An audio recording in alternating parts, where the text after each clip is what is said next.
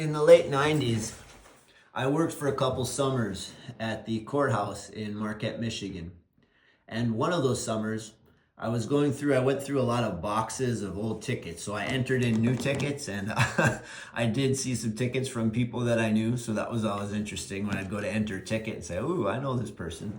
And I purged a bunch of old tickets that I found, and they had huge boxes in storage. And I would go through the tickets and I would find ones that were misdemeanors, or not misdemeanors, but smaller fines and things like that. And I would purge them, put them through like a thing that shredded them, and essentially they were gone. And then some of them I did keep because of the type of offense it was. So that was part of the work that I did there. So in those summers, one day I was going through a box and I picked out a ticket, actually 2 tickets, and I looked, and guess whose name was on these tickets? Me. And it was interesting because I was able to purge those and they were gone, but it reminded me of the story of how I got those tickets. One night, I think we were at the JT Shamrock. Was that it? JJ Shamrock in Marquette. For your oldies but goodies might remember that one. And I was with my teammates and we left there, and I don't remember where we were driving, but I remember where it was, by the Holiday Inn. And all of a sudden there was lights behind me. And so we stopped, and I had, I think, 2 teammates with me that will remain unnamed. And I opened my window, and you could see the police officer recoil a bit from the smell of alcohol, of which I did not have any, by the way, but there may have been some consumed by 2 people that were with me. And so he recoiled from the smell, and his first question was, have you guys been drinking? And of course, my 2 comrades said no. And I didn't know what, I was like, oh, geez. And so what happened is I had to get out of the car, and I did all the, drunk driving tests and walk, and I was fine. I hadn't had anything to drink.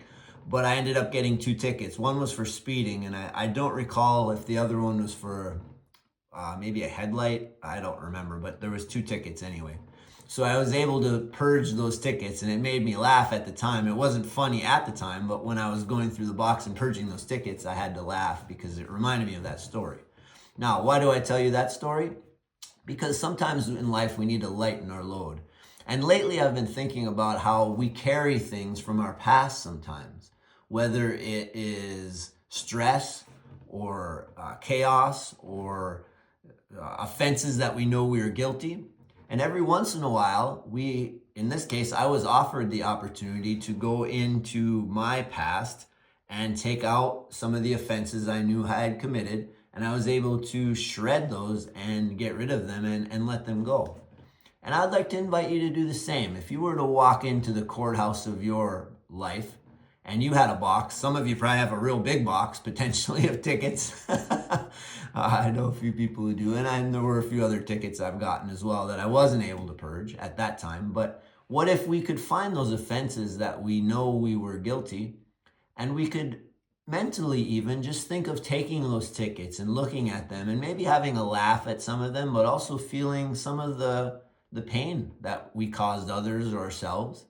And what if we had the ability to put those through the shredder and to actually let them go? Which, it's one thing to do it physically, to put them through a shredder. It's another thing to actually let go of it emotionally. And I think that's one of the key things in life, is how do we learn to let go of the baggage and the weight and the guilt or the shame or the other things that we carry that we don't even realize we're carrying, but after a while it starts to get heavy.